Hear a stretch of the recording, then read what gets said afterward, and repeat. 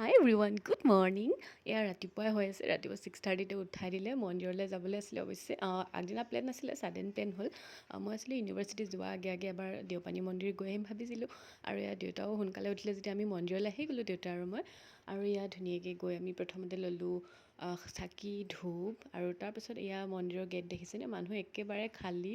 দেওবাৰ যদিও মানে মানুহ আহিব ষ্টাৰ্ট হৈছেহে, ভালেই হ'ল আমি সোনকালে গ'লোঁ, আমি সোনকালে ঘূৰিও আহিব পাৰিম। আৰু এয়া তাত ভাল অৱশ্যে, ওচৰতে টিউবৱেলটো আছে, ধুনীয়াকৈ ভৰি হাত ধুনীয়াকৈ ধুই আমি সোমাব পাৰোঁ।